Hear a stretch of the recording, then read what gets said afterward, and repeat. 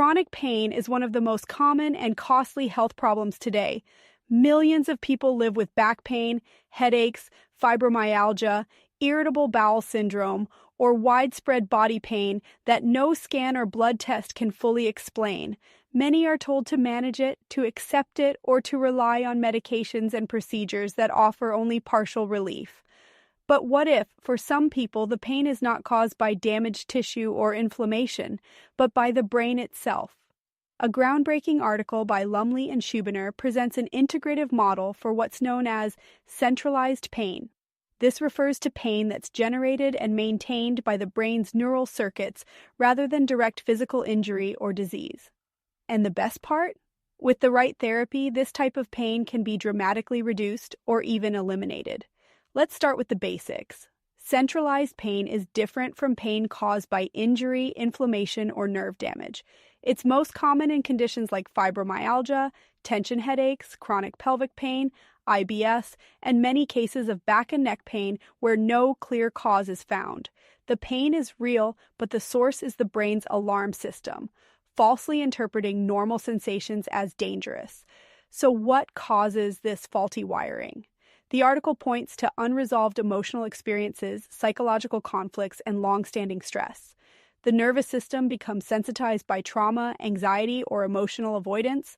Over time, the brain learns to trigger pain in response to stress, memories, or even thoughts, not just physical injury. The proposed treatment model is more than just talk therapy. It's a structured, step-by-step approach combining neuroscience education, cognitive tools, emotional processing, and interpersonal changes. It begins by helping patients understand that their pain is real, but coming from the brain, not from ongoing tissue damage. This knowledge alone often brings relief because it removes the fear that something is physically broken or degenerating. Next comes retraining the brain's alarm system. This includes techniques from cognitive behavioral therapy, mindfulness, and pain reprocessing therapy. Patients learn to shift their thoughts from fear to safety, replacing "I'm damaged" with "my brain is sending false signals." Then the work moves deeper. The therapy addresses emotions that were never expressed: anger, sadness, guilt, fear, often stemming from childhood, trauma, or relationship conflict.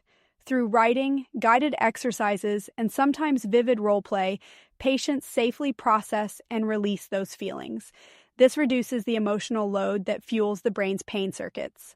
The final stage of treatment focuses on real-life relationships. Patients learn to express themselves more clearly and assertively, reduce stress from difficult dynamics, and reconnect with people in healthier ways. Because pain often flares in the context of emotional tension, improving communication helps prevent relapses. The results?